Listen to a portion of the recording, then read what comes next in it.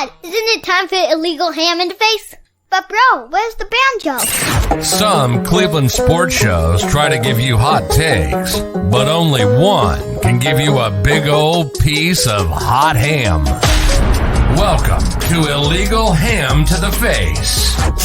Talking all Cleveland sports. And don't forget our Fat Boy Tuesday, where we also ham it up with some fun food topics.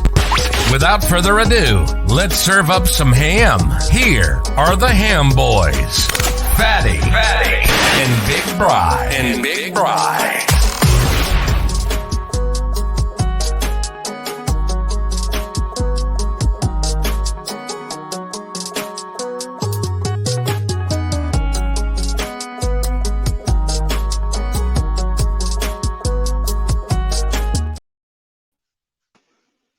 See, Fatty fail already. Gotta love it. Gotta love it right out of the gate. This is how you be professional. Fatty fail already, right out of the gate. And there it is. And a Fatty fail. You had that one ready. Oh, I love that. It's right. Hey, it's right underneath. It's like the very top one. I just got to click it all the time. Just Fatty fail. Fatty fail. I do have a Bri fail in here now somewhere. Do you? Yeah. Oh, I want to It see is in there. You We've better seen be it. careful. Well, it's a new one. Oh, it's a new one. Can we see You it, better be please? careful. So, I mean, you got to keep it in the holster for tonight. I got to keep it in the holster. I got to keep it in the holster for right Okay, now. fine. What is going on, everybody? Welcome into Legal Ham to the Face. You already got your first Fatty fail of the night. Here we go. I am Jared Fatty Bates. I am here with Big Bri. Hey, guys. I'm also here with Sherry, Brown's fangirl. Hello.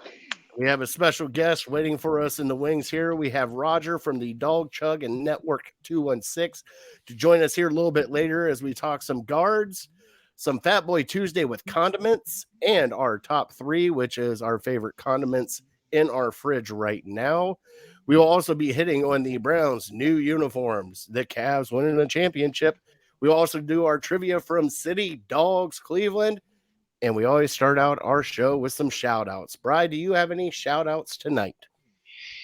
I don't have any great ones. I'll just I'll let you know. You guys know I was down in Mohican this weekend, and I'm actually going back there on Saturday to do the exact same thing. But if you're looking for something to do, I think I've shouted them out. Maybe every year I do it. Go down there, do some cabrewing, do some kayaking, or just float down the river. We saw a ton of people just in their inner tubes tying off each other, and 20 people, and just float and have a good time. So, I mean, it's a bit of a drive for a lot of people. It's probably about an hour from Medina here. So anywhere, I think you can even do it in Cuyahoga Falls or something like that. We'll have to talk to Roger there. But something to do in the summer. We only get 6 months of this good weather. So yeah, get a group of people together. And like I said, so much fun. I'm doing it again. Yeah. How do you get double weekend of cabrewing? I'm kind of jealous. It's just how it happened. You know, we do a weekend trip every year. Just going down there with some friends, but also my wife's family is going down, and they go down every year, and we just can't make it, but we can actually make it this year. I'm going over top because we've already hit the rated R era in our chat because Justin said if we use condiments, we probably wouldn't have got pregnant with condiments. And You're talking to me. Yeah, I know. Talking.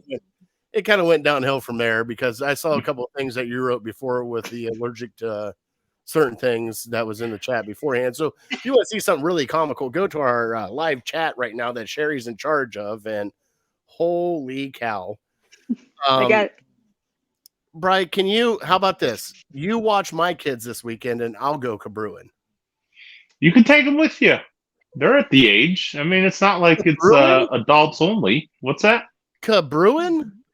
Oh, yeah. All you do is float down. You sit in an inner tube and you float down the river. Kind of like you won't take them golfing. That's a you problem. They're old enough. You can start taking them to doing this stuff. No. I mean, they can't drive you home, but you can have a good time with them. Don't you toy with that. There's two of them. One can run the pedals. One can steer. All right. Don't you start that. That's what my sister and I did. Oh, geez. Here we go. Confirmation turned out fine. See, everything turned out fine. Twin confirmation right here. All right, Sherry, you got any shout outs this week? Yes, I do. My friend on Twitter, Dion Barksdale, is restoring my faith in humanity. It's a long story, but I'm going to keep it short. He's just super good guy. When I win the Powerball, I'm moving him out of the hood. Heck yeah. And if you haven't bought your Powerball tickets, please do. It's over $1 billion. And Really? not to spit at, the Mega Millions is up at 640 million right now. So either one, just throw in a couple bucks, get your chance at it. Everybody else will, and probably somebody in Florida or somebody in Washington or somebody in California are going to win everything. Massachusetts, Massachusetts, Long Island. the Bears, somebody from the Bears is going to win. That's how it always works. I really don't have any shout outs this week. Just want to shout out my kids and my family. Had a great weekend. Kind of chillax. I do have to shout out Charlie. He's roughing it right now, Bri. He got the braces put on. So boy. he is not a happy camper right now. Yeah, that's some painful stuff. And I completely forgot what it was like the first time to get him on. Hurts. And man, he is just like his lips on top. I feel so bad for him because he's not hungry. He's not eating anything. I'm like, buddy, thank God they put in a pulp right next to our house. Do you want to go get a smoothie? And he was like, I'm like, all right, we'll go later. So I got to go get smoothies later, Bri, but that's okay. Mm-hmm. All right. Our show is brought to you by Harold Keel and Lake Erie APA, if you did not know that already, and also City Dogs of Cleveland. Been sponsoring us for years. Bri, we got to figure out what we're doing for fantasy this year. I know. Craig's been hitting me up already. I have the new prizes this year, Bri. We are going to have a $50 gift card from Melt. We are going to have another $50 gift card from Mr. B's. Another $50 gift card from Rookies.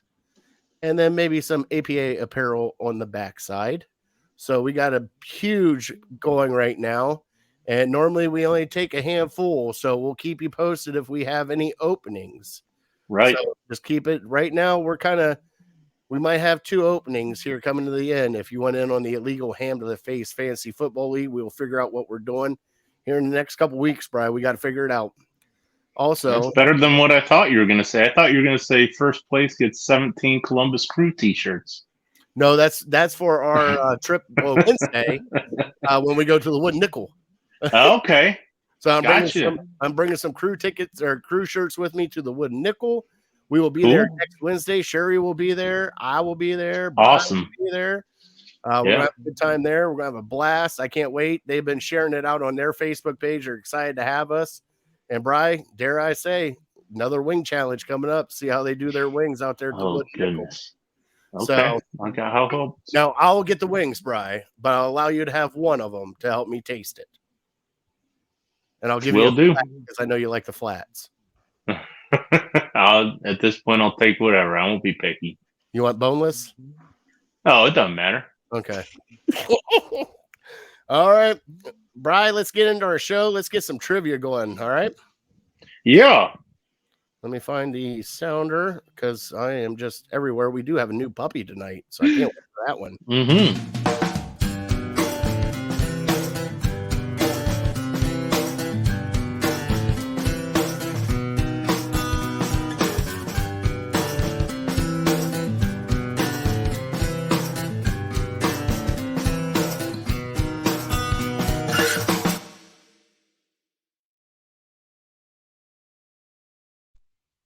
Is brought to you by City Dogs of Cleveland. And Bri, we have a new puppy tonight as I am pulling up his information right now. And he is a ham. And I am not joking with this one. Our new dog of the week this week, his name is Jalapeno. All right. Now, Bri, brace yourself for this one. He had professional pictures done. Look at this little meatball as he comes up. Oh, man. Look at this little meatball. Oh, the bow tie. Oh, bow tie. Bow tie. Oh, yeah. Look at that face. Look. Oh, the regular tie. Jalapeno is a big ham of a dog who really shines when he is away from his kennel. His favorite activities include rolling in the grass, doing zoomies, and splooting with his turkey legs out. He is also emerging as a fun model, as you can tell by these wonderful pictures Oh here. my goodness. He's perfect. He is He's smart, perfect. attentive, light to people. Also a social butterfly when it comes to greeting new friends. Happily doles out kisses if invited to affection, but also polite and easygoing if you don't. He is fun, affectionate goober who's eager to please his people, and he is ready for his big break out of the kennel. So please adopt him. He is a compact 50-pound nugget, and he's estimated to be 4 years old. Please Good adopt age. jalapeno. Like Oh, that one. That's my face. favorite. Yeah, that's the best. Pretty about bow tie. There, isn't it? So get a hold of City Dogs Cleveland. Please adopt Jalapeno. He's We love them. perfect. All their stuff is scrolling down here at the bottom. We thank them so much for sponsoring our show. We love them to death and always try to help get some dogs adopted that need them. So there is Jalapeno, Bri. What do you think? Should be gobbled up here probably in the next week, I would think, based on those pictures. I would think tonight. Yeah, I hope so. Hustle on over. So he's much better looking than Jared, but that doesn't take much. No, Justin, it does not. Oh, take Oh Justin. boy, Wow, he is just taking Justin. the low hanging fruit. He's He's grabbing coming in at it. hot. Justin's coming in hot. It's all right. I'm jolly. I'm all right with being jolly. Jolly. All right, Brian, give us the trivia for tonight. What do we got going on? Is it tell me it's basketball or something fun like that? Well, it's the betting show, so we got a little NFL betting. And to me, it's kind of obvious. The top 5 teams in the NFL, at least based on what Vegas thinks, based on what we saw last year. You got the 4 teams that made the conference championship, and then probably throw the Bills in there as number 5. So give me that 6th team, the 6th most likely team, or the six best odds to win the Super Bowl. You got Philly, Kansas City, Cincinnati, San Francisco, and Buffalo. I think a lot of people would. That's the consensus top 5. So give me number 6. Number 6, right behind all of them. Yep. All right, I like it. I like it. That's going to be a fun one. I can't wait to do that one here a little bit later, Brian, because that's making me think. I got like 6 in my head right now. There's a bit of a drop off. You got the top 5, and then there's a bit of a drop off. So kind of like tiers that we were doing a couple weeks ago. This would be the top team of that next tier. You can't bring that up, Sherry. That's helping me out. And I don't think it's them because they're hot garbage. So did she say the Dolphins because she's a Dolphins fan? I am not a Dolphins fan. I am a Dolphins acknowledger. Supporter? I acknowledge they're a team. Okay. Well done. All right. Well, let's get into our Cleveland headlines tonight, Bri. And I hope Chris is in here to hear the bass beat on this.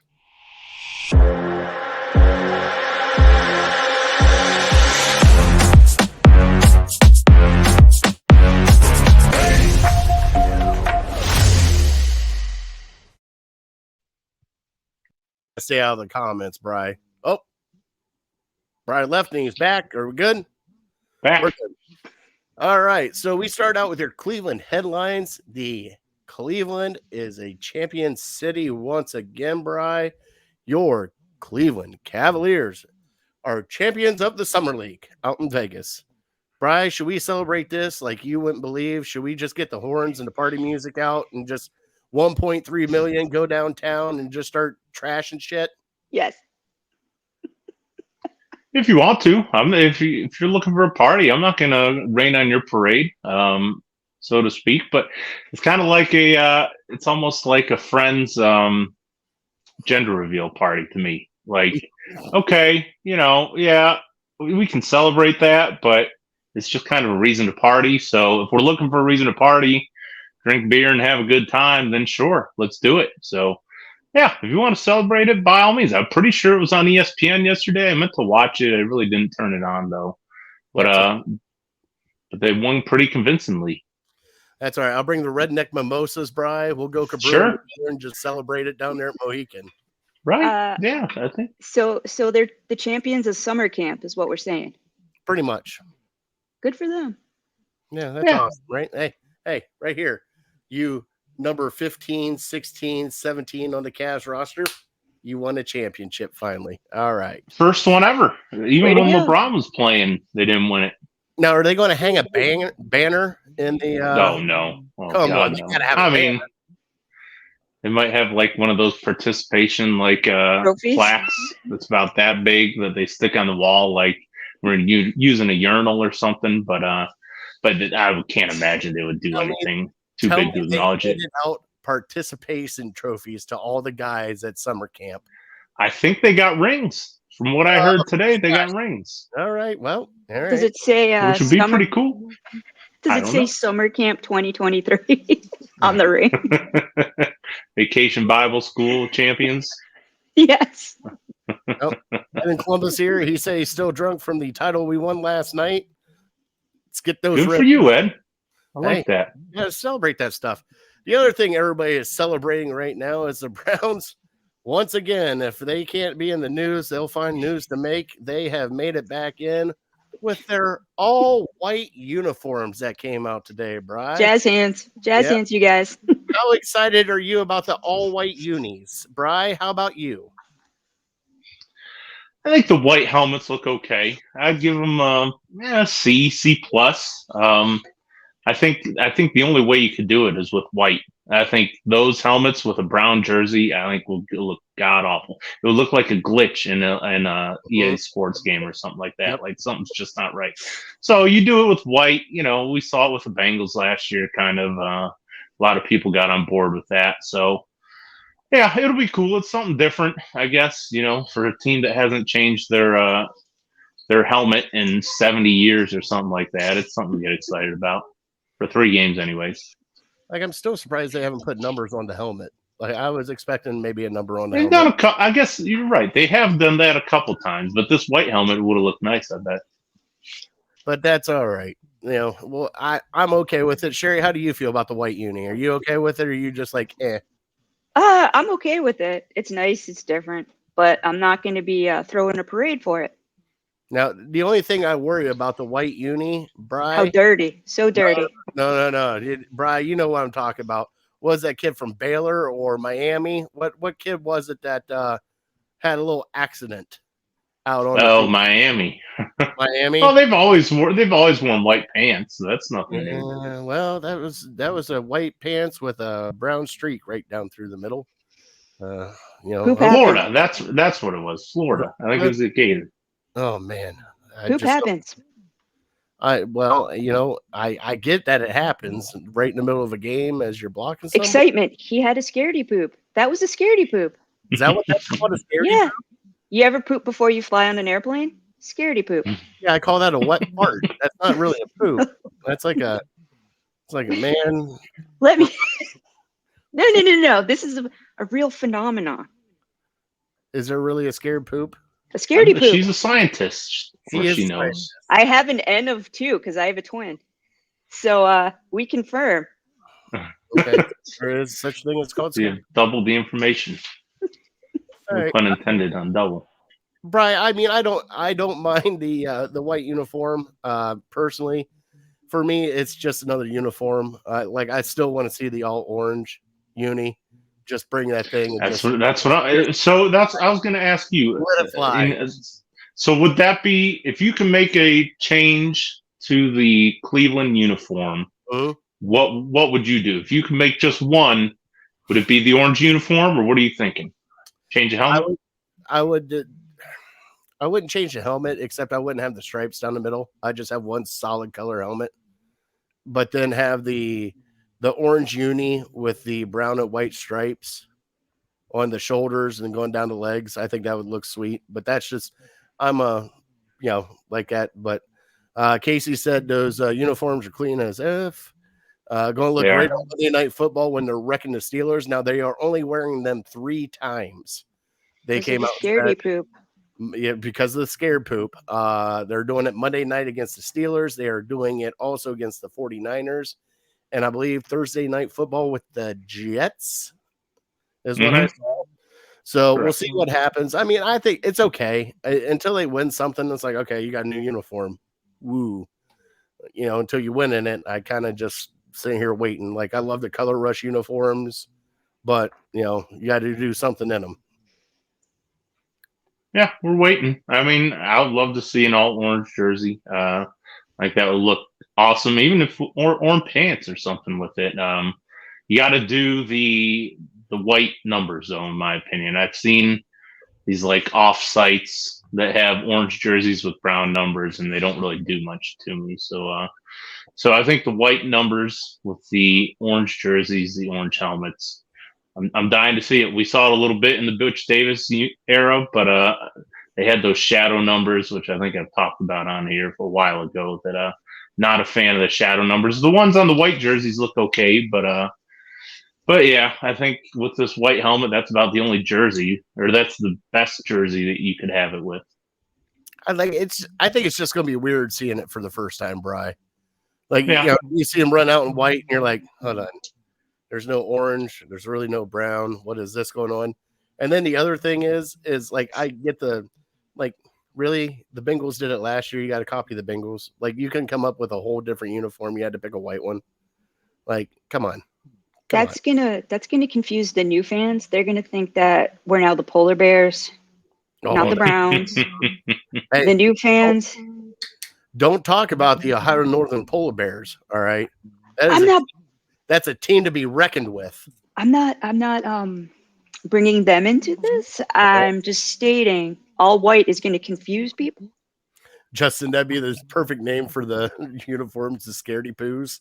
I'm trademarking that. There it is. Yeah, if you don't got brown in your uniform, make a little brown yourself, right? Okay. We're going to get into guards here now. The guards have come back. They got swept by the Rangers, which shows you what the hell a good team looks like. And then they went out and beat Pittsburgh 11-0 with a bullpen session. There is rumbling now about Aaron Savali getting traded. There's also rumblings about how hurt Shane Bieber is. Revamping this roster because we are still 2.5 back, or I think 2 back of Minnesota. So, Bri, it's going to be a tough stretch here for the Guardians because you still don't know what they are, who they are, or what they're about to be. So you can't really predict the future. But right now, if they got to trade Savali, he's been pitching okay. If you're going to do it and you're going to pull the trigger, at that point in time, if you're pulling that trigger, it's time to make some wholesale changes on this team. At that point in time, that means Miles Straw, see ya. Rosario, see ya. Everybody else that has been here that hasn't done bleep, see ya. It's time to bring in some fresh kids, see what they can do. I know Oscar Gonzalez is crushing the ball in minor leagues, and they don't like him for some odd reason. You got Josh Bell, who's sitting on the bench when you need a hit because he can't hit anything right now. It is just kind of a cluster of what the hell is going on with this team because, like you and I talked, pretty much the 7 through 9 hitter don't hit anything. And the other thing is, from here on out, I don't want to see any other catcher except Bo Naylor, period. Bo Naylor every day. Don't want to see anybody else. Every day, all day. We're carrying 3 catchers right now, Bri. Why? Why are we carrying 3 catchers right now? Is Freeman a catcher considered a catcher? Freeman is considered everything. Freeman's considered, I think he's the shortstop in waiting that we've been wanting to get in at shortstop to see how well he can do. Beside Rosario.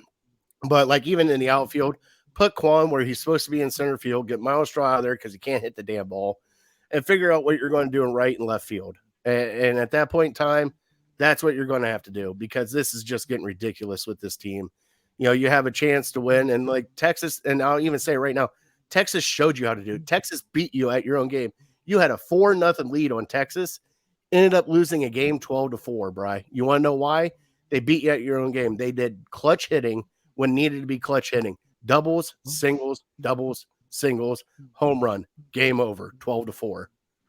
Like, I just sat there and watched the last game that they played against them. Indians were up 2 going into the 8th inning. Or Guardians were up 2 going into the 8th inning, Brian. I just sat there and I'm like, nope, they're going to lose this. I can see it now. Boom, there it was. Texas did it again to them. When you have a team that can actually hit the ball, you got to be scared of them. Well, this is where we're at. Cleveland, you need to be scary. You need to hit the ball, and we have nobody here to hit the ball except for probably 3 people right now, and it's not good.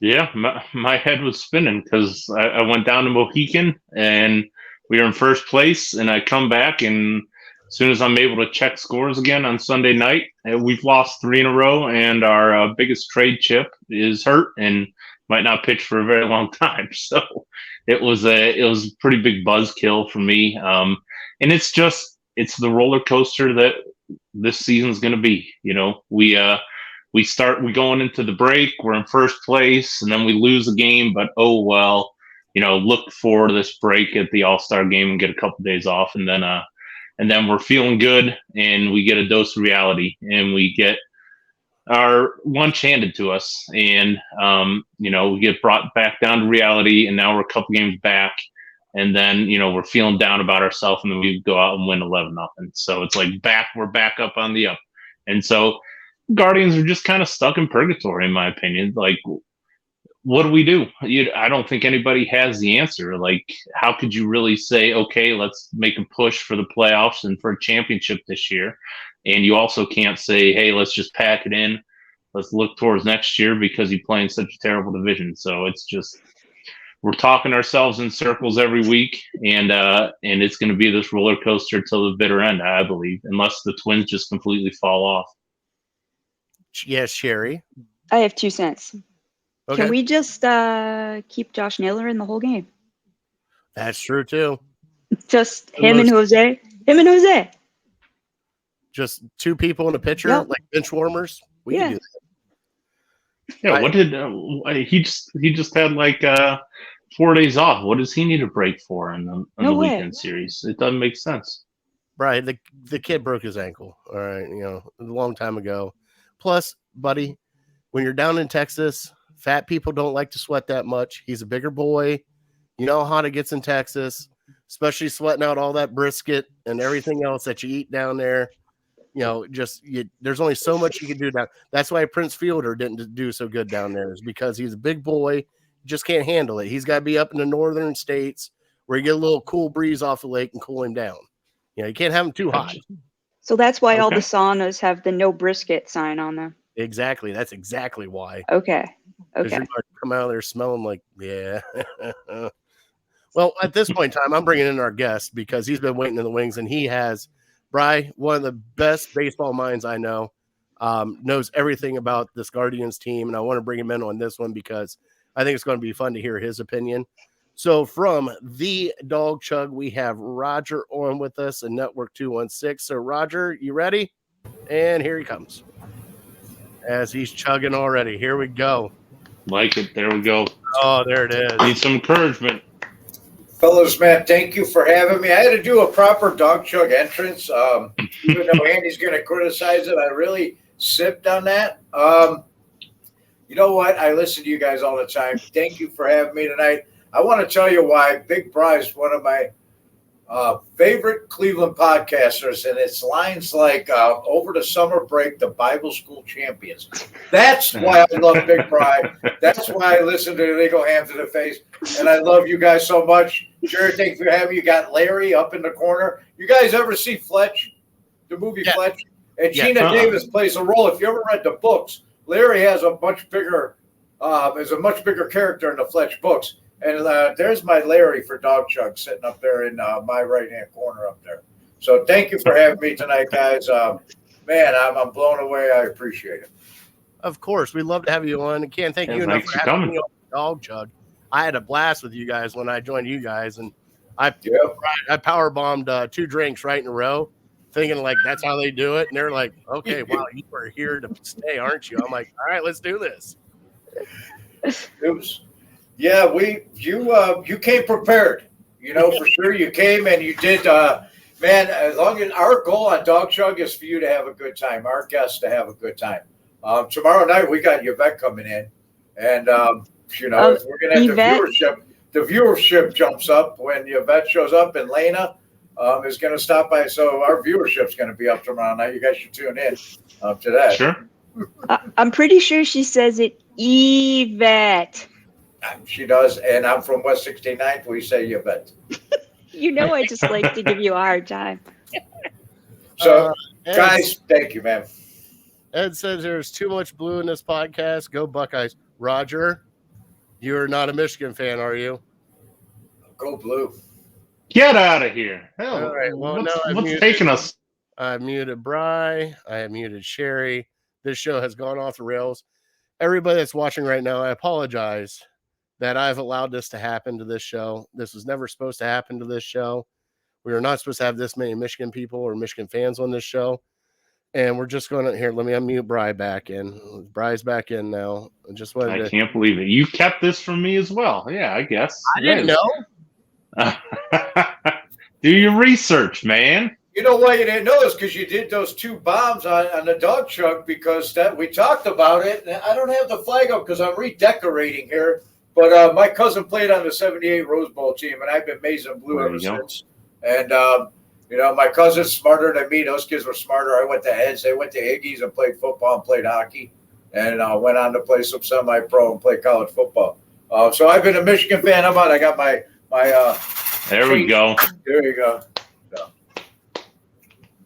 Well done, sir. Go blue. Right. Yeah, 75% of this podcast. There goes all your viewers. You're never going to have me back. No. We'll have you back. But see, what we're going to do is, since you're here, we're going to move you to the little screen now, because this is the Ohio State fandom right here. You guys are over here. All live in Ohio that are Michigan fans.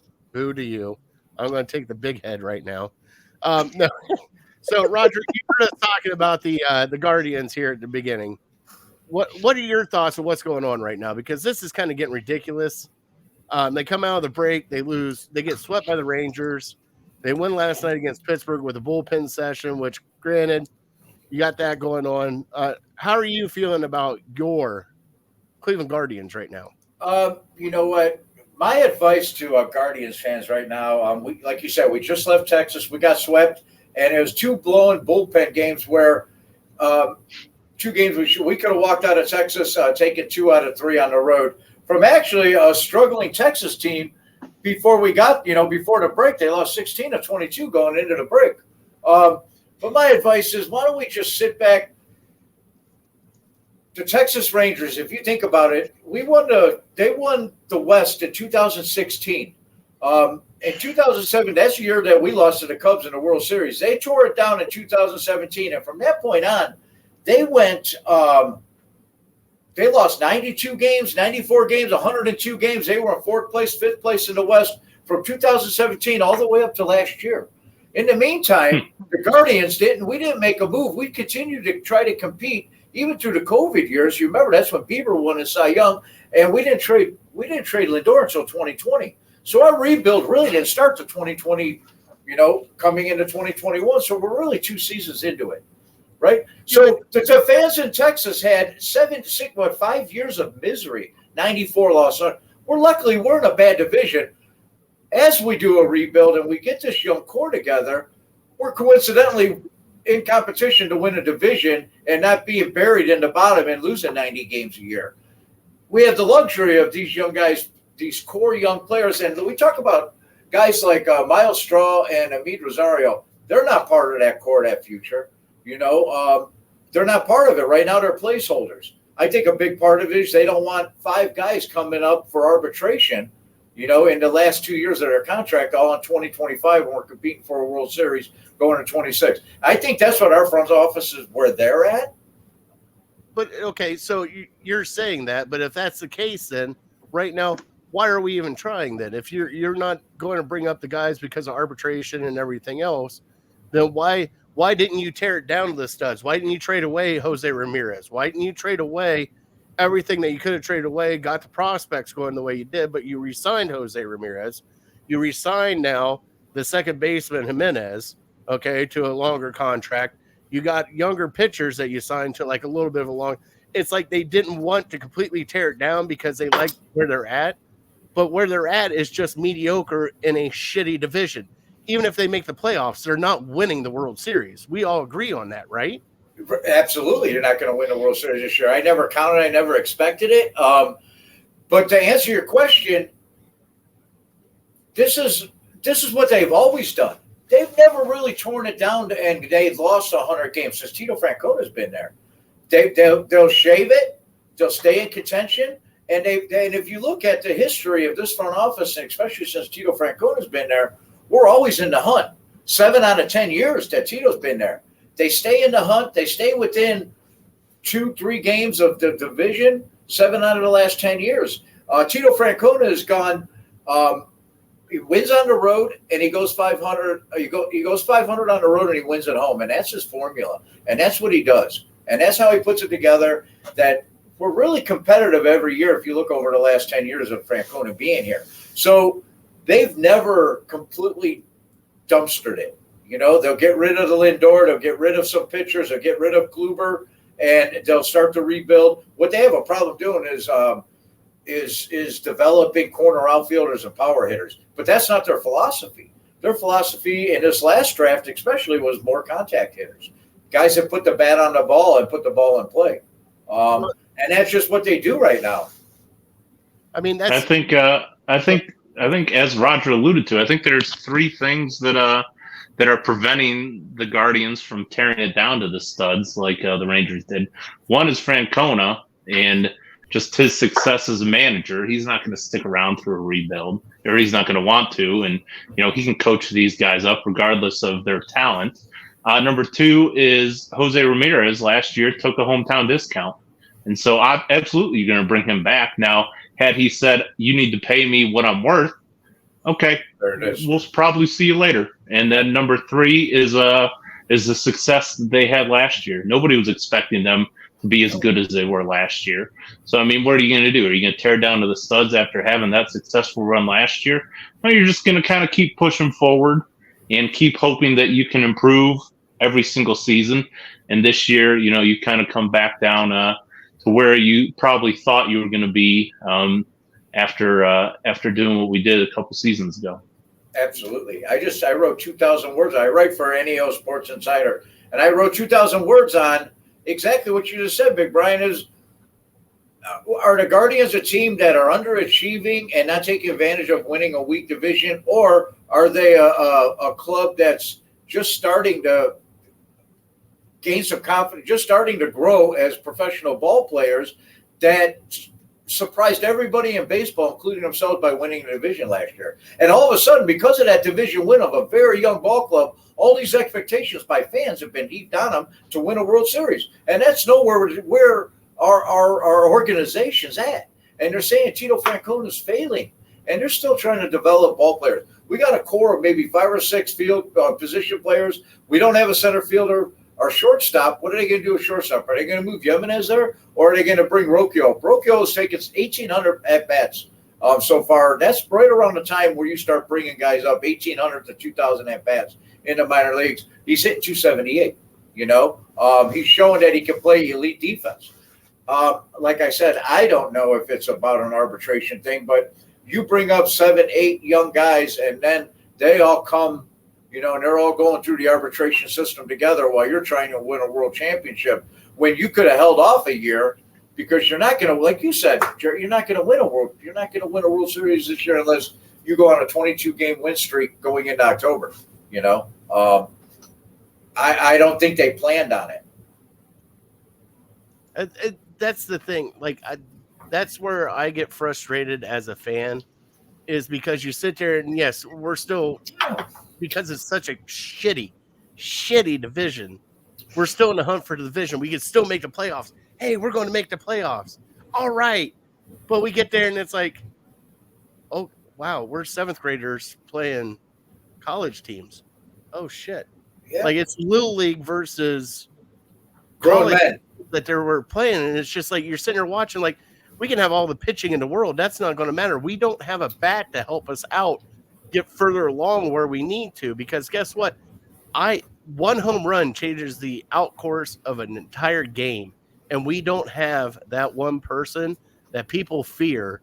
Now, Naylor is getting there now, hitting behind Hosey. He's starting to get there. They're starting to fear him because he's been hitting okay, but we don't have a true power hitter, and we haven't had a true power hitter, and I don't know how long. Like, I'm going back to like Tommy and Albert Bell years almost. Like, Hafner was hurt, Pronk hurt. Like you sign these guys that, like, I just want a guy in this lineup that people look at it and like, man, if I make a mistake over the plate, it's going to be gone. And we don't have that guy. And I don't know why we can't develop that guy. We can develop every pitcher known to man, relief, closer, starter. We just throw out pitchers like it's just like we're eating Skittles. Just here's another one. Hey, got another one coming up the pipeline. Here's another one. Like people I've never even heard of, like, are coming out of the woodwork now.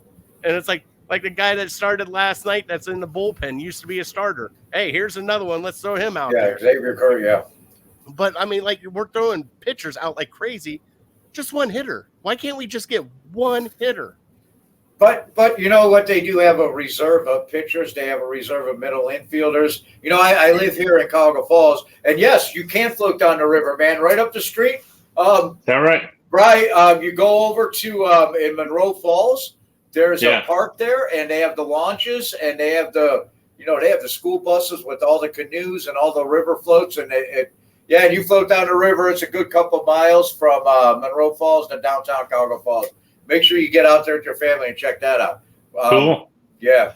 But I lost my train of thought thinking about it. Oh, I go to Acre games, and I see Juan Brito playing the hot corner down in for the Ducks. And we were there about a week or two ago, and it was fireworks night. They went in extra innings, and they intentionally walked Brito. The next kid got a base hit. We walked it off. But Juan Brito is the future. Is he going to be a second baseman? Is he going to play the hot corner? I think Jose Ramirez can play anywhere you put him on the ball diamond, and he can play first base, playing DH with Naylor. I think we do have the big hitter in Bo Naylor on our and Josh Naylor, but Bo Naylor can swing the bat.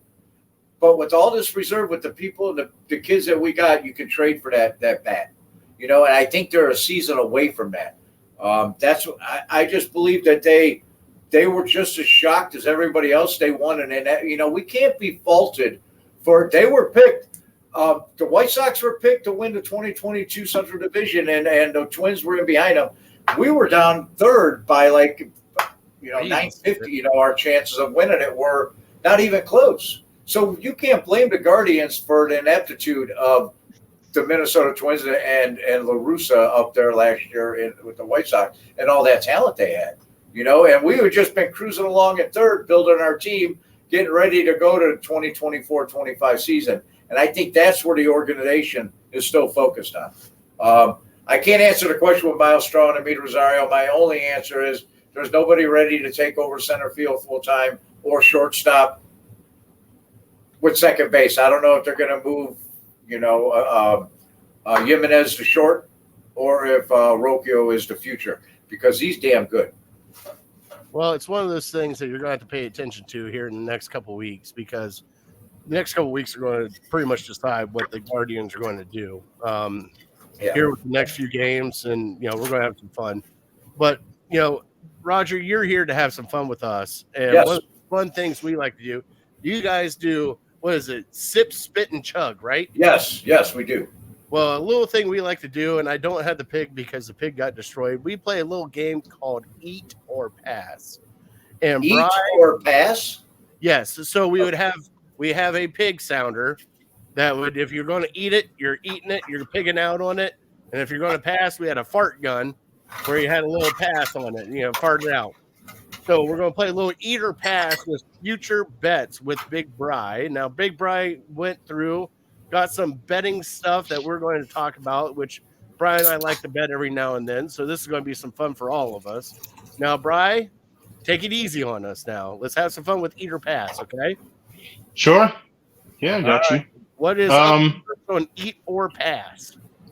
Well, first let's start looking at the season, and if you go on your FanDuel app or whoever you go through, the Browns are 9.5 victories for the season. So eat or pass. Do they get to 10? Or if it's 9 and below, then you're passing it. Do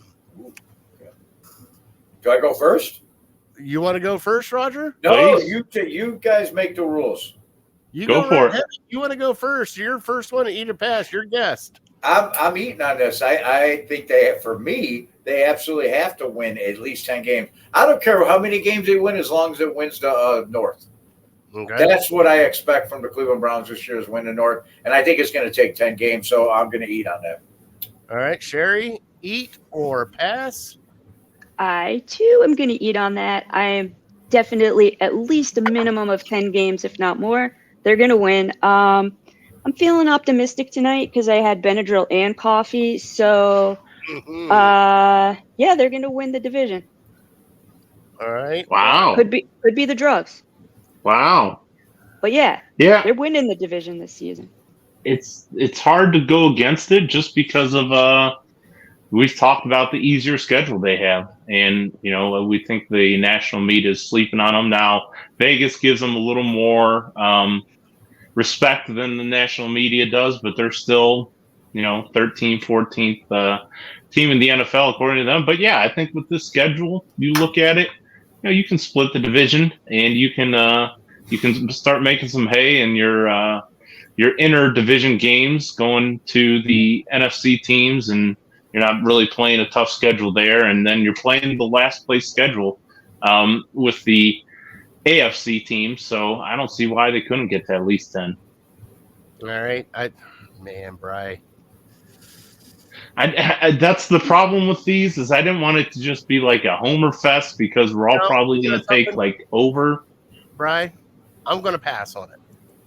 Okay.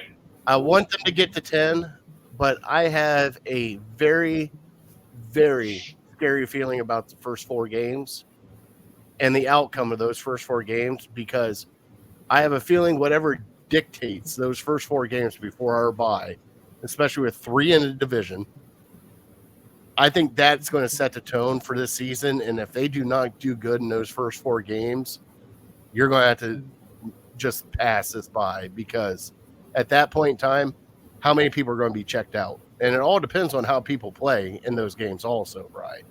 Because if certain people, I'm not naming names, aren't playing up to par during those games, you might, I'm going to go pass, because I hope they do, and I'm a fan, and I'm going to definitely eat like whenever I can. But those first 4 games are going to be legit. I'm being dead serious. Those are going to be what make or break this season, is those first 4 games right out of the gate. And either you're going to come together as a team, or shit's going to hit the fan. And I'm afraid shit might hit the fan after those 4 games. So you're thinking they might go 1-3 in the first 4? If I can read you right. 1 or 3 or 2-2. I mean, if they go 2-2, that's kind of okay, but that still puts you behind the 8 ball at that point in time. Especially if you only have 1 division win and you're 1-2 in the division at that point in time. I can see that 2-2, Bri, but it's tough. You don't know, and that's the thing. We're way too early into this, but that's why they call it future bets, right? Oh yeah. So I guess we'll start with you then for the next one. They do have week 1 odds out for the Browns Bengals, and the Browns are getting 2.5 points. You want to eat or pass it? Oh, I'm eating that. Okay, you think they win outright? Right. They got something with the Bengals. I don't know what it is about the Bengals, but they have something with the Bengals.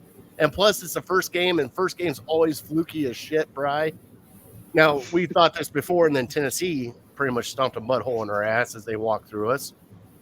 Mm-hmm. Still concerned, but I think that's one of the games that they're going to win, and I think they're going to win the Monday night game there in Pittsburgh. Okay, 2-0. I like that. All right. What about you, Sherry? Eat or pass? I'm just speaking from previous experience and observation. Every time I go to the home opener, I'm terrified, I'm excited, and then I'm let down. But that being said, it hasn't been against the Bengals. I think we're going to win against the Bengals. Like you said, there's some sort of machismo or something. Maybe Myles Garrett's making stupid faces the whole time and we can't see it, and he's psyching out Joe Burrow. Whatever that is, we're going to win. And I'm not just being a homer this time. We're going to win this game. So I'm going to eat on that. Eat or pass, Roger? Man, you guys don't have because I always sip on dog chug in the middle. No. I'm going to send it back to the kitchen. It's a little pink. See if they'll flip it on the grill a few times for me. No, we don't have All that. right, all right. Then you know what? I'm gonna eat on it. Even though we won an opening game, and since I had hair before, I mean, as anybody, I can't even remember. How many? We try to get it down before you I say. can't, and it's a trap because it could turn into a 51-0 Bud Carson shellacking. You know, either way. And I'm gonna eat on it. I think we're gonna beat the Bengals. You know why? Because you hit on it.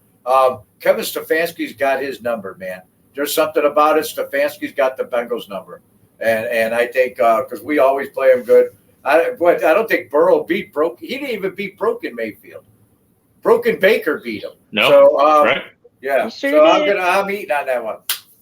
Bri, eat or pass. All right. I guess I got to be the wet blanket here. I don't want to be. Obviously, you know me, but hey, you know the Browns in openers, and it took a miracle 58-yard kick for them to win one last year, and something. I mean, I tried to talk myself into it because the Bengals had a slow start at the beginning of last year. They lost to the Steelers in week 1. And I think they lost another game in the first month. But, yeah, I know we've had the Bengals number, but part of me thinks maybe that could have been Joe Woods because the defense has always played well against them, at least the last few times. And, yeah, I got to see Schwartz. I believe in Schwartz, but yeah, it's not the Browns in the opener, man. It just it cuts deep, and I can't say that a 58-yard miracle field goal after we tried to give it away to Baker Mayfield, makes me feel better. I forgot all about it. We beat Baker to open the season, didn't we? Yes, Right? we did. He was Andy partially had me drunk that day. We were out at a bar, and Andy had me drunk. That's why I didn't remember. Hey, It's a good reason to get drunk. hey, so were all of us at the point in time with Cade York making that kick. Get out of Yeah, here. we put our hopes were on Cade York. You know what? And that's a good point because Brian brought it up. Cade York, Joe Woods lost to Baker Mayfield. It wasn't for Cade York. You know what I mean? Joe Woods lost to Baker Mayfield. Baker Right. Mayfield beat Joe Woods last year that day. Cade York. If you remember, it was night and day. You remember they just absolutely dominated them in the first half. I mean, I don't even know if they had 50 yards of offense. It was just a massacre. And then towards the end, I don't know if we just started believing in ourselves a little too much and broken play after broken play. It was ugly. You let a guy like Mayfield in, and that's what he's always going to be. If you give him an opening, Baker will always get you to that. Maybe not always. Every other year, every third year, he'll get you to a playoff game, maybe. And that was Baker's ceiling. That was Sure. partially broken Baker. He was just partially broken. So Partially broken. All right, Brian, next one.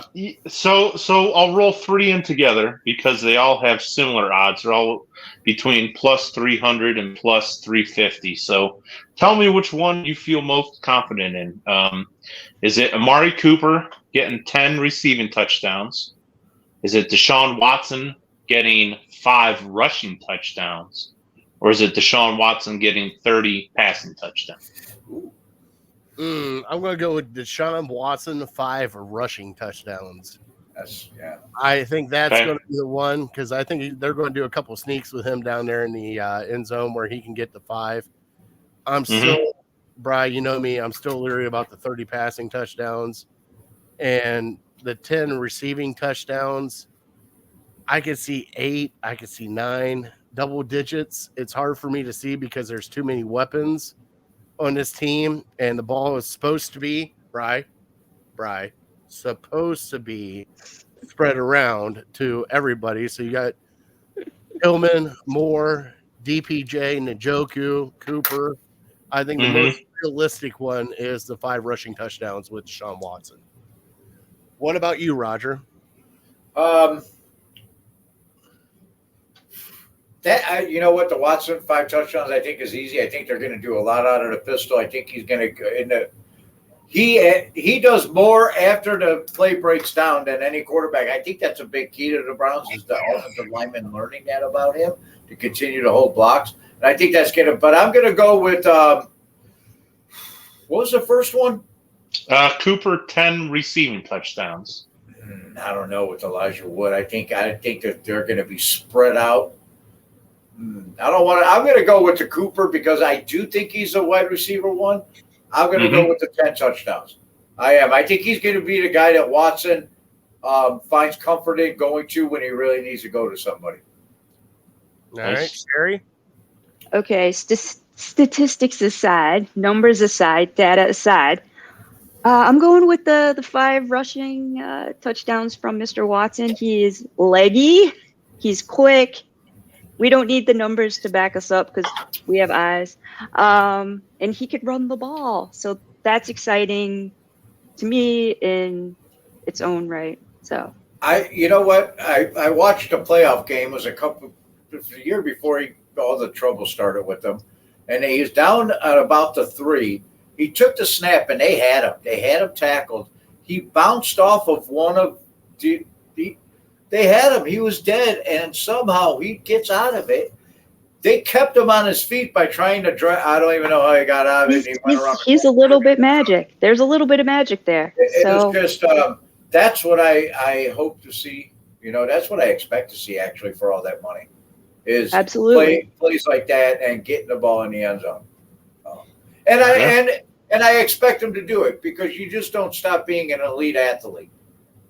You know what I mean? I think last year they sent him out there with the playbook and see what works, what doesn't, and let him get his feet wet. And I don't think you forget how to be an elite athlete. There's a scientific phenomenon called muscle memory. It doesn't go away. It's called muscle memory for a reason.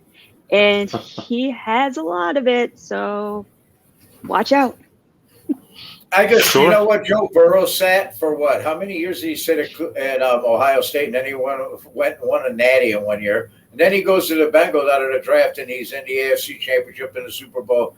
And you know what I mean? After sitting, elite talent doesn't forget how to be elite. If he was 31, I'd be worried. You know, but he's in his prime. Guys sit all the time. Look at Aaron Rodgers sat. You know, Steve Young sat. Guys sit. He missed a year and a half or whatever, but I think after this full season being in the system, I expect him to be an elite top. I don't get crazy 10, but I expect him to be a top 5 quarterback. I think he has that kind of talent. Yeah, I'm with Sherry and the Fat Man. I think Deshaun gets to 5 rushing touchdowns, and believe it or not, that's the one with the best odds. That's plus 340. So the other 2 are like plus 300 or something. But yeah, I just don't see how, if he's on and he's healthy, you know, he likes to scramble around. He's always going to have his eyes downfield, and obviously you have Nick Chubb at the goal line, which is going to be tempting to hand it to him. But yeah, I think he finds a way. Maybe he scores 2 in one game, and then he gets a couple more later in the year, especially because, you know, with the cold weather, he's not going to be looking to throw it a ton. He'll look to tuck it. And if you give him a lane, I see with our offensive line, I don't see why you couldn't even call a couple of draws near the goal line and get a couple or a couple sneaks with the rules for the NFL now. Yeah. All right. So I guess the next one we'll do is we'll go rapid fire. Because I'm guessing a lot of us will take the over for these. So I'm going to have you guys guess what the over-under is for the yards for the season for some of these top Browns players. So what do you think the over-under is for Deshaun Watson passing yards this year? 2,300. 23, okay. Cherry? I'm going to say all of them. All of them? Roger? All the yards. 3,100.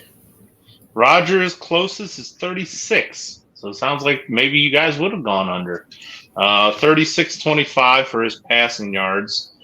What do you think for Nick Chubb rushing yards this year? What's the over-under? 1,600. Okay. Sherry? I'm going around 2,000. 2,000. Wow. Nice. I'm going to go 1,200, 1,250. There you go, Roger. Very close, 1,200. That is correct. So maybe you guys are big on Nick Chubb. So hopefully your predictions are correct. Amari, you know what? Buffalo would have killed to have Nick Chubb in how many of the last playoffs? Oh, for sure. Yep. Yeah. Take the ball out of Give me Nick Chubb in the fourth quarter when we got a 10-point lead. Absolutely. Yeah, Mari, what do you got? Receiving yards. 1,100. 1,100. Okay, Sherry. 1,746. Wow, big things from Sherry. All right, Roger, what you got? You set up for Amari Go Cooper? for the sweep. Yeah, for the sweep. Amari Cooper. Receiving yards, I'm going to go 1,300 yards. All right, Fat Man wins that one. Believe it or not, it's only 925. Wow. So if he gets to 1,000, you win your bet. And bonus bet is they have him at 6.5 touchdowns. So Yeah. I'm with Roger. I think he goes above that. That might be one of my favorite bets. Let's get to 7 touchdowns this year. Yeah. Nice.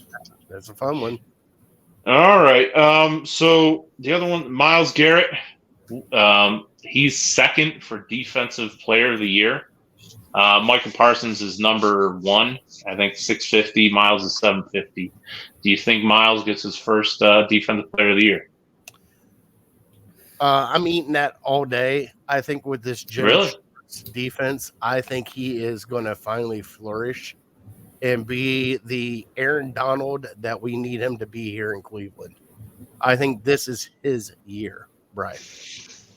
Okay. I like that answer. Jerry? Question, are we allowed to say hell? You might want to turn the volume down a little bit for my answer. Go ahead. Give it to us. Hell yes. He's getting it. There's not a single doubt in my mind. I'm excited about Schwartzy. I'm excited about the magic that those two are going to develop together. And he's getting it this year. It's his year. Roger? Boy, I'll tell you what. You know what? I'm not a big Myles Garrett fan. I am of Myles Garrett's talent. And sometimes I think Myles Garrett has more talent than anybody plays edge rusher in the NFL. There's sometimes where I wish Myles Garrett played like some of the other defensive or edge rushers in the NFL with the Come on, Roger. You know what? I want to send it back because they put scallops on it. Just scrape them off and bring it back out to me and stay in the middle. But I think Myles Garrett has all the talent in the world, and he absolutely could win Defensive Player of the Year if Myles Garrett wants to win Defensive Player of the Year. How about that? I mean, okay. Right? Oh boy, I guess I'm thinking maybe I'll pass it. Just because I think Defensive Player of the Year is like they want to give it to somebody new, like somebody who just arrived, like an Ahmed Gardner for the Jets or Nick Bosa last year or Micah Parsons. Yeah, yes. They want to give it to a young guy. Myles Garrett's been around for a while. He has a chance. Yeah. Right. Like Chandler Jones has been around for a while, been putting up numbers so like Myles Garrett is going to have to get at least 20 sacks to even have a chance at this. So, yeah, I think they overlook him again, even though he hasn't gotten any Defensive Player of the Year awards. I don't know if the incident with Mason Rudolph still hangs over his head a little bit and people are against him for that. But I think it's going to be tough for him to do. So the other one with the Browns player is Nick Chubb. And believe it or not, he is the favorite to lead the NFL in rushing this year at plus 600. Do you think he gets there? I don't. I think what they're going to try to do is they're going to try to showcase Deshaun Watson. And I have a feeling that he's going to take a step back this year. I want him to get his yards. I want him to do good, Bri. I really do, because I think he is the true face of this franchise. Comes in, does his work, goes home. You don't hear anything about him. He is just one of those guys that just is, let's play football. And I wish him the best, but I don't think he's getting it this year, Bri. I think he's going to probably finish third, maybe fourth. I think there's going to be a couple guys that are going to be above him, especially in Atlanta, probably, and Don't know about Tennessee. I always got to worry about Derrick Henry. So we'll see how it goes. But I want it to come true, Bri, but I don't think it's going to. Mm-hmm. Sherry? This is painful because also I get emotional and I fall in love with players like Nick Chubb because he's so smart. He's so thoughtful. Everything he does is extremely calculated because he's brilliant at the position he plays.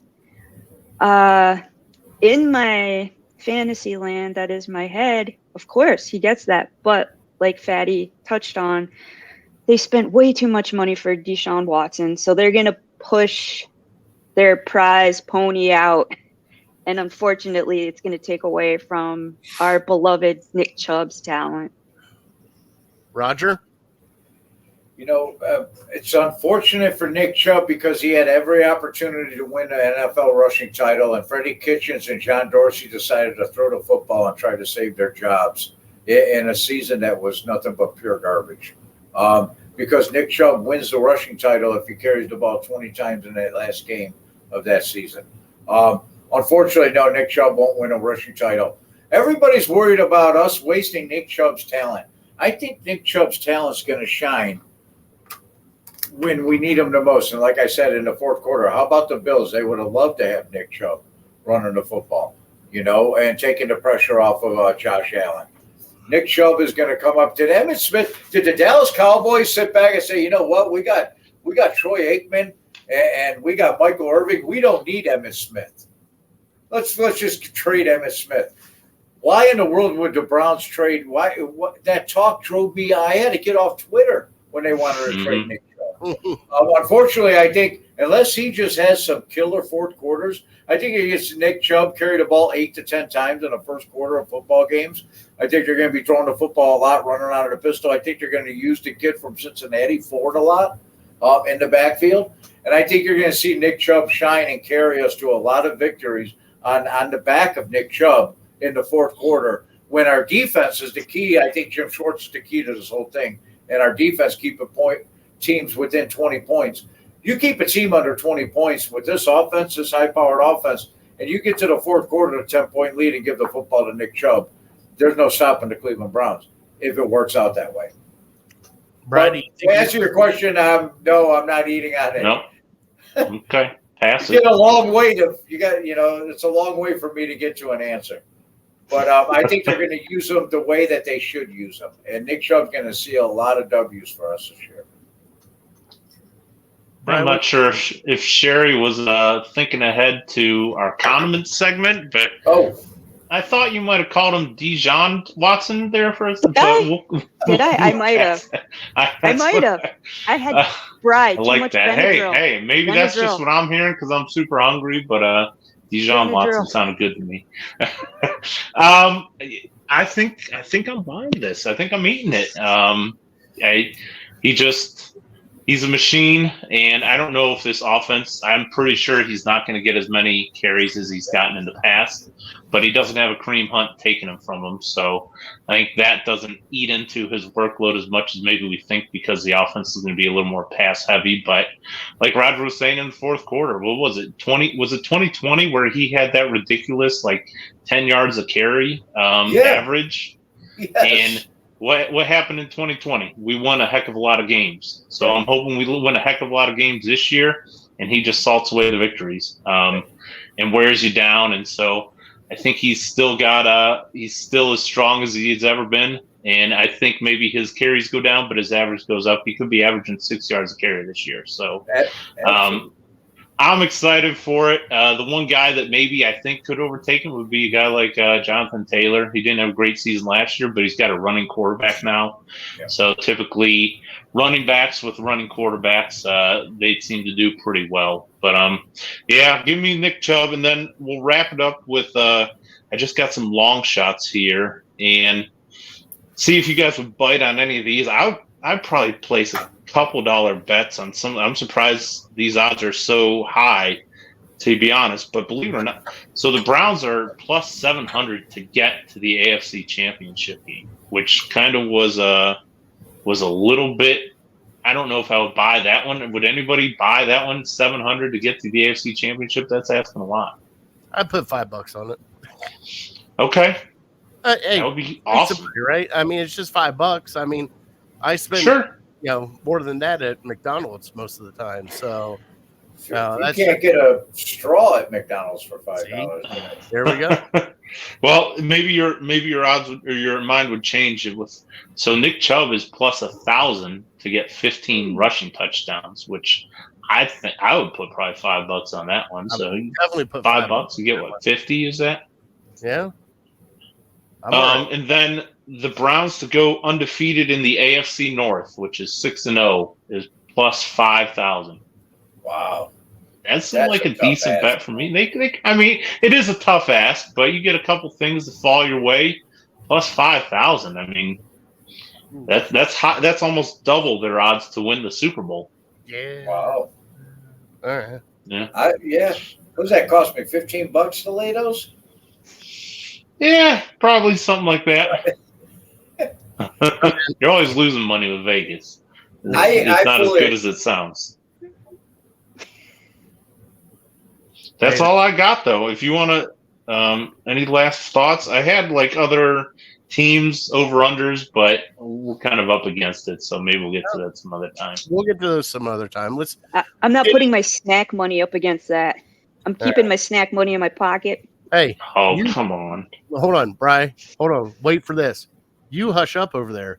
You got to go get something out of your refrigerator right now. Me? Yeah, you. You didn't get 300 votes. Shoot. I thought. Go get it. I thought if I got 300 votes. Go get it. Am I going to barf on camera? Go get it. Go get it. Doing shots or something? Hold on. No. Hold on. Okay. I'm a team player. She's going to eat pork on camera? No. I like pork. Damn it. We ended up getting 95 votes, and she goes, if I don't get 300 votes, I'm going to eat a condiment on the show. And one guy chimed in and said, it's got to be the worst condiment, the one that you don't like a lot, that you got to take a spoonful on the show. So go to your fridge. I know it's in the fridge. Go get that. Do you know what it is? Oh, it's mayo all day. She's getting full mayo tonight. Get some Duke's mayo. Can I put a little mustard on top of it? Nope. Damn it. Be gone. Okay. Be gone. All right. So, Roger, this is your first time, so I can't wait to show you this. And now it's time for Fat Boy Tuesday. Yes. It is. I am honored to be. And we're talking condiments tonight. Now, Sherry put up the poll out, Brian, and it says, do you have a favorite condiment? And we don't know what I'm not even going to read up what the word was, but she doubled down on it. She got 95 votes on it. So far it was a yes, but she said, if I don't get 300 votes on this, I'm going to eat a spoonful of a condiment. All right. No. Bertman's? The other one, you know better. There it is. Hey, use the Bertmans as a chaser. Well, why do you think I brought it over here? There you go. You got the answer. There. There it is. Bertmans with the chaser. Right there. Here we go. Can I use a smaller spoon? You just got to do a little bit. Why wouldn't you just grab a small spoon? Okay. We wouldn't know the difference. Yeah, we wouldn't. Tell us you're giants. I would have used vanilla pudding and pretend it was. There you see. Roger, I'm not that smart, Roger. But I'm from West 69th Street. I'll flip running on you. Let me get a smaller spoon for the love of God. She's getting banana pudding. Okay. So Bri brought up the wonderful thing about condiments, and we talk condiments all the time because Bri and I are absolute whores when it comes to condiments, especially certain condiments, mostly mustard condiments. Yes. So Bri, we have. So what is your favorite name brand condiment, Bri? It's hard. Obvious mustard and barbecue sauce. I have at least 3 of each in my refrigerator at a time. I'm going down to Cincinnati, I think, and I'm going Montgomery and barbecue sauce. It's the most versatile. Goes on. I love some other ones, but that's your number one too? No, that is not my number one. Is the Golden's spicy brown mustard. That is my one name brand I gotta have in my fridge. Okay. All right, Roger, do you have a name brand that you like to have in your fridge? Okay, you're just going strictly name brand, nothing that's exotic or No. We'll get special. exotic later. You haven't been Sure. to Fat Boy Okay, Tuesday. and we don't consider the Bertman's name Bertman's brand. is That's name local, brand, right? That's name brand. No, yeah. That's name Okay. brand. We know Well, Burton's. there's not a day that goes by where Bertman's isn't in my refrigerator. Mm. It's got to be Bertman's. Stadium's good, but Bertman's is always in the refrigerator. All right, Sherry, do you Nice. have a name brand that you have to have? Is it Bertman's? Well, you have to understand. I've lived all over the country, and some things are regional, some things are not. Mm-hmm. My favorite is the mustard that you spoke about. That's what I grew up on. That's what I was weaned on. That's what the kosher hot dogs always held. There's no such thing as this in South Florida. So therefore, I'm going to take the nationally recognized mustard. However, since I'm local, this one is my number 2 favorite mustard. My number 1 is Stadium mustard. Stadium mustard too, Brian. Stadium There mustard. is a slight difference. There's a slight difference. No, hold on. All right, so go ahead, Brian. Well, I was going to say, you guys all did mustard, so I feel like I got to throw a mustard out there, and I'm going to throw out one. I'm sure you've had it, or at least seen it. And I don't even know how to pronounce it. Wober's. Oh, yeah. Wober's hot and spicy mustard. Yeah, Wolver's is Yeah, hot and sweet. I don't even know. I just looked in my fridge. It goes by another name that I grew up with. And somebody once said to me that I guess it's local. Where's that from? Do you know? No, not even sure.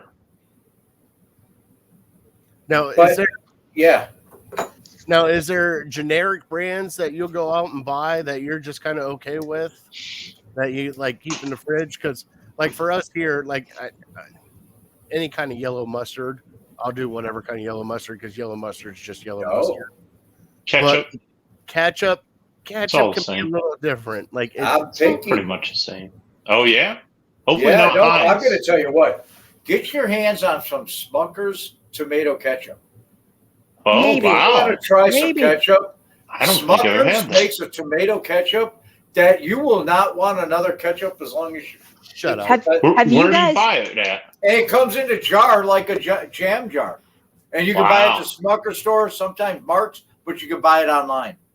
Mark's? And it's the Okay, best I'll check ketchup. out at Mark's. Okay, Mark. Smucker's ketchup is the best ketchup you'll ever have. Hold Have on. you ever tried Red Gold? That Oh. ketchup is elite. That's pretty good ketchup, yeah. That's elite ketchup. I wouldn't buy Heinz. No offense, Roger. I Oh, might not try the Smuckers. Red Gold has got my heart. Now, Craig Foster came in here with the Cleveland Ketchup Company having a Is that real? seen that. Yeah, it is. that I've real? seen it. That's a real I've never thing. had it. Oh, yeah. Mhm. Yeah.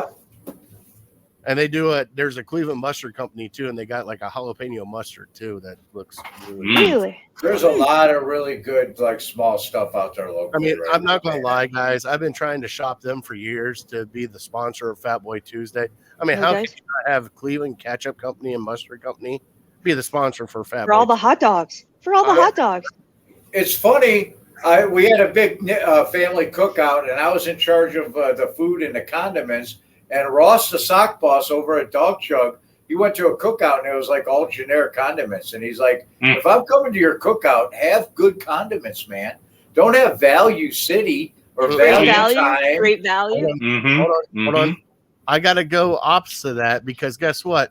The private stash is for private parties only. I If you get just I big- Oh, boy. You got to know the Oh, cook, right? jeez. Hey, if you're having that kind of a party, I don't give a crap what's out there for everybody else. You got your private stash in the house. That Oh, so you people- play favorites. Oh, I don't play I'm- favorites. Yeah. at all. Don't go to I- his cookouts. Do not go there. I'm a Costco shopper, so That's Not whatever worth I your get. gas. Let them eat cake. I give the good condiments to everybody at a No, cookout. I don't share. Very The good generous. stuff.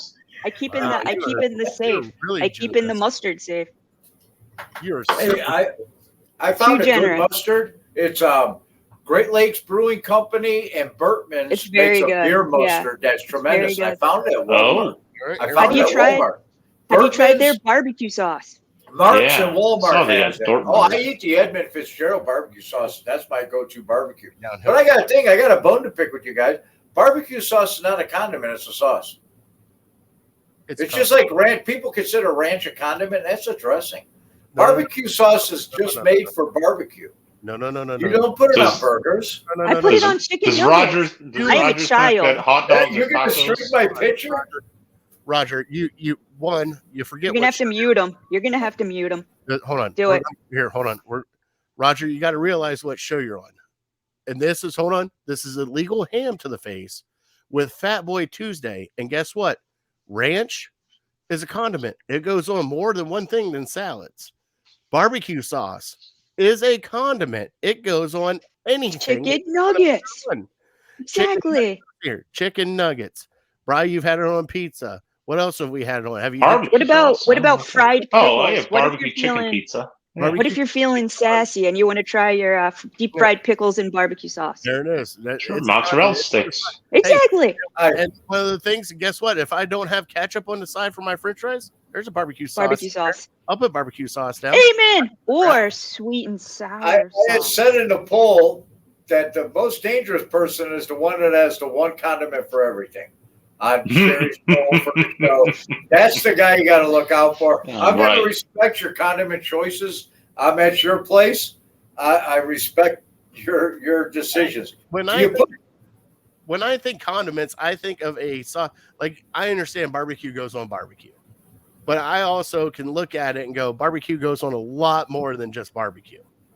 And I've done it, with French fries. You run out of ketchup, you got to dink it in barbecue sauce. Like, I've seen it. Bri's favorite burger is a barbecue burger. I can almost. Oh, yeah. right now For sure. He loves a Western burger with an onion ring on it, with barbecue sauce and everything. That's Bri's favorite burger. Yeah, I got a kiddo put barbecue sauce on waffles if you let him. Good for him. That kid is amazing. That kid's He's a beast. right there. Chooch, Jack the Chooch. Yeah, he likes his barbecue sauce. He's doing it right. I think semantics aside, it's a condiment.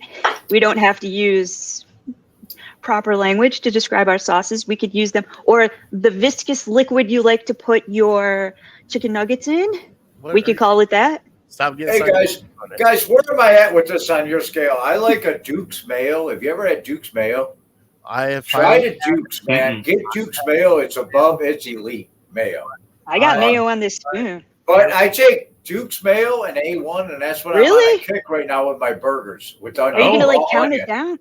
Raw There onion. it is. Right there. All it is. right, I got to pay my dues. Yep. Yeah, do it. Here it Let's is. see. You see? That's that not a much. spoonful. That's not a spoonful. That Sorry. is more than enough. Go ahead. Roger, we're Go gonna ahead. boot you. You This is promised. more- I could smush it out and it'll be a spoonful, okay? You promised. I won't throw up. She is not happy. Stick out your tongue. That's gotta make sure you swallowed it. Don't you Hey. get off camera. Hey, I don't want to hear it. One night we had Mick, who is the president. Oh, that is. Oh yeah. Oh, she is not She's happy. taking it. Oh boy, she's Jason, oh, Jason, there you go. There you go. there it is. All right, now it's Better. all right. Oh my god. I might need a little follow up of that mustard. I need a little more.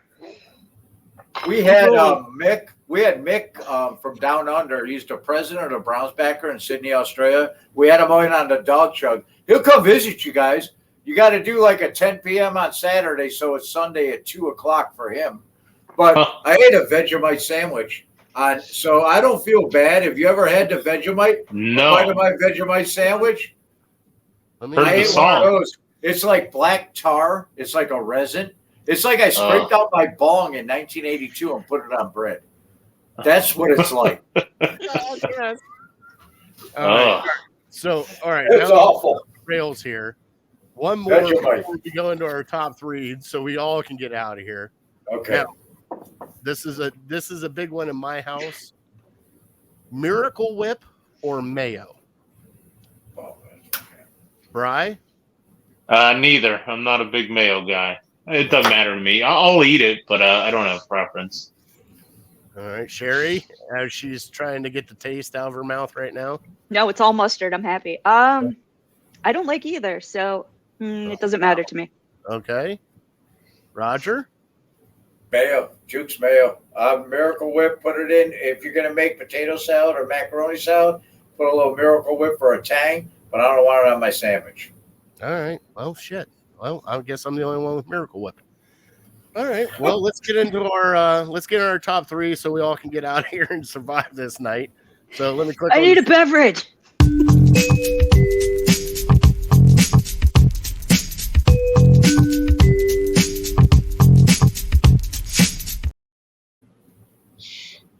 So we're going to go top three condiments that are in your fridge right now that are your favorites.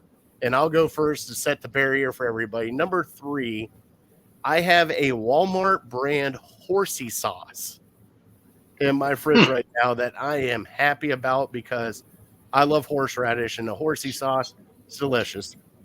Number 2, now I love hot sauce. I love, sriracha, all that stuff. But one that I have to have in my fridge, no matter what happens, is the generic vinegar hot sauce, whether it be like the Louisiana hot sauce or, like a little bit of Frank's Red Hot or whatever I can get my hands on, that kind of vinegar hot sauce. That's cayenne pepper hot sauce. You are terrible at this. So your first two are generic and generic.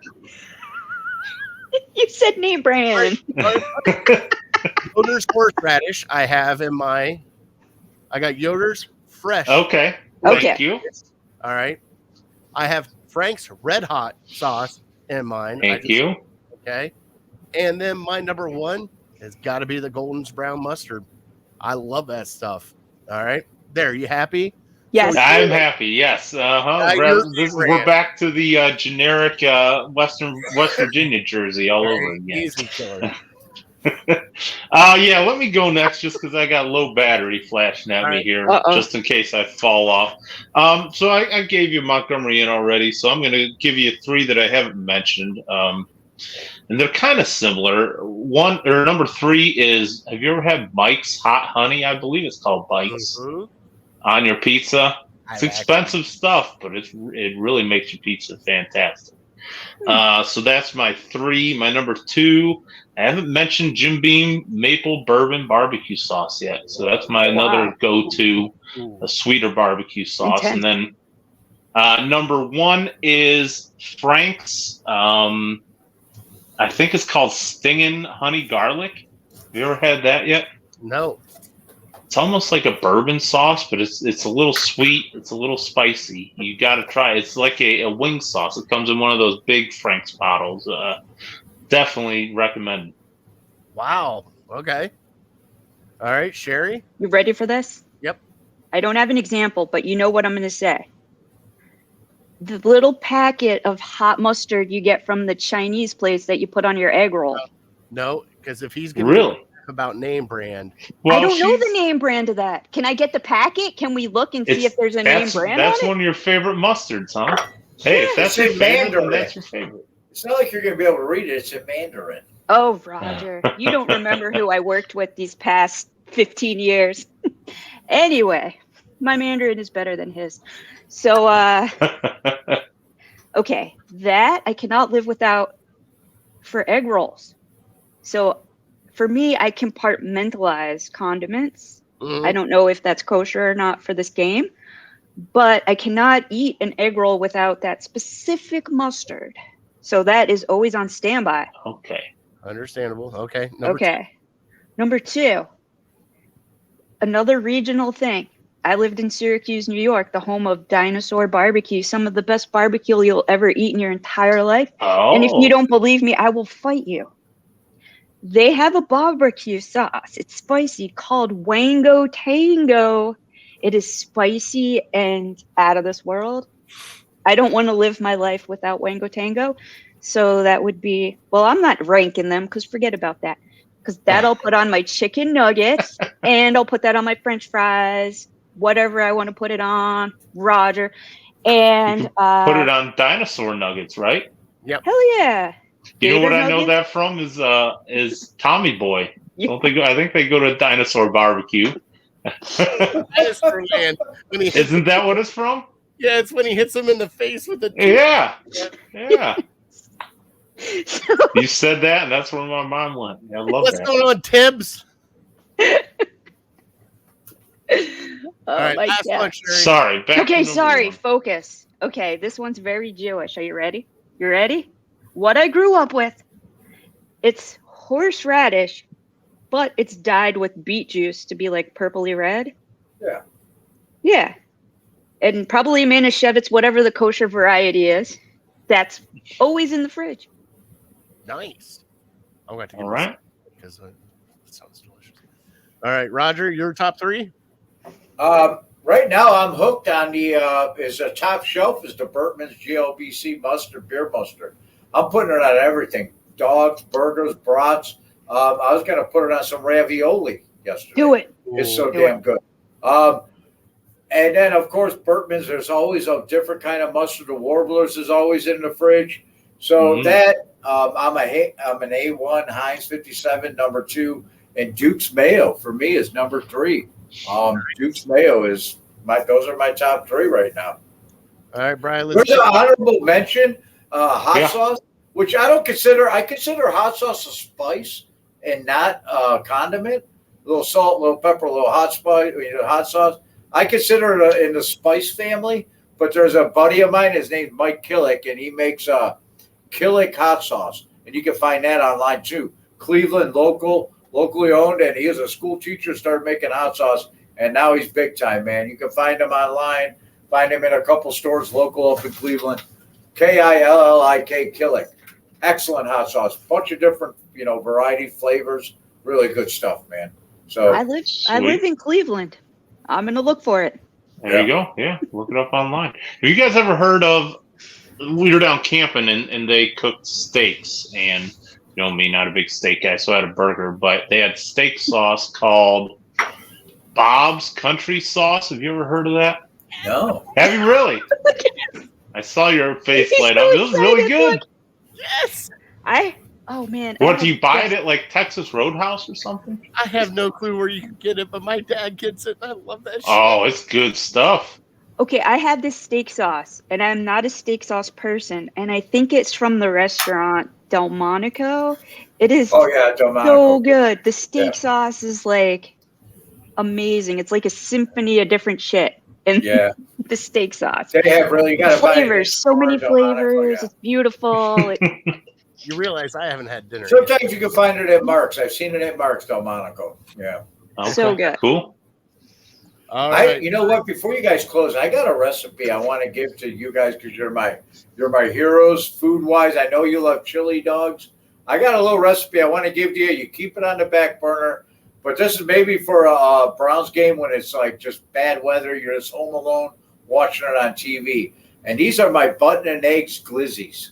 All right, there's a recipe for 2 buttons and eggs glizzies for 2. You take 4 Nathan Franks and you chop them thin and you fry them in butter. All right, take 4 eggs, you whip them with milk in a bowl. You pour them into the hot dogs once they start browning, and you brown it all together. You make a fried egg out of it. You don't want to make it scrambled.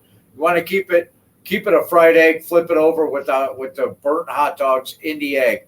Then you get 4 of the New England rolls. You ever see the hot dog, the New England split tops? Take those.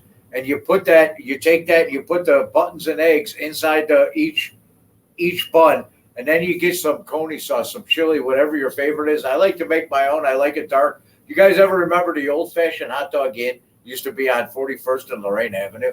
I used to get quarts to go to make these. But then I pour the chili sauce on top of them, and then you put onion, some tomato. If you want cheese, throw some cheese on there, and you want to have that's a glizzy. Right there, buttons and eggs, man. Hey, Roger, I don't mean to cut you off. I'm on 2% here, so you want to get to the trivia real quick? What do you want to do? Yep, trivia real quick. Okay, number 16. No, you're fine. No, you can get to the story. I'll probably bow out here once it dies, so it gets back to that. But before I head out, what we got? Number 16. You got Chargers. Roger, what do you think? Did you hear the trivia? No, give it to me again. I'm sorry. Other than the Bills, the Chiefs, the Eagles, and the Bengals, who do you think is the next team to win the Super Bowl? Man, I got to go with the Bills, man. You got the Bills. Okay, it's the Dallas Cowboys. Cowboys, really? Really? And Rise sideways. And Bri is out. God. That's okay. His phone died. No, no big deal. We've done that before. I mean, we went over tonight because we got a special guest here. So before we get out of here, Roger, why don't you tell everybody where they can see you at? I didn't know Brian had to get out, and I thought you were getting ready to. I wanted to share that with you. I'll tell you what. Wednesday nights, 10 p.m. Dog Chug. Tomorrow night is going to be a vet is coming on from Bougie Sports. Also, we do Living the Guard Life with Nick Carnes and Jacob Roach. I do that. That comes out on. Usually, we tape it on a Sunday night, so it comes out Monday around lunch. And then I also do some writing for NEO Sports Insiders. NEO Sports, catch them. Natalie Turk publish it. It's on Twitter. So you can read me there every couple of weeks. I write something for them. He's the only baseball articles I could tolerate. And everybody go check him out. Check him out at the Dog Chug. Check him out at Network 216. He'll be joining us in October the 22nd. He's coming out to drink a few beers with us and have some Melt food at Melt. Don't forget, guys, next week we will not be here on Tuesday, but you're getting a special Fat Boy Wednesday at the Wooden Nickel Bar and Grill in Valley City. We will be live there, checking out their food, checking out everything else they have to do. So can't wait for that. Sherry will be there. Both Bri and I will be there. We'll be talking a little bit of guards, probably some Browns, and definitely some Fat Boy Tuesday there, because guess what? Marking off another one on the wing list, Sherry. See what they got to deal with there. All right. So we're here at the end of our show. Roger, thank you so much for coming on with us. Had a blast. Thank you. I can't thank you enough, bud. I love you. You know, we'll have to do it again, just me and you one night, and just have a good time and just start shooting the shit about something. Oh boy, we could get Saturday nights. I'm not doing nothing. You send a link and it's on, baby. All right, we can do that. All right, we're here at the end of the show. Sherry, tell them good night. Good night, everybody. Be good. Since Brian's not here, God bless you. God bless America. And we want to thank our troops, our first responders. We want to thank our sponsors, City Dog Cleveland and Hero Kill Air Carry PE. And we want to thank everybody for watching. Please click that like and subscribe up there on the YouTube, Facebook, or Twitter, wherever you're at. Follow us, have some fun with us, come in the chat. Let's do it.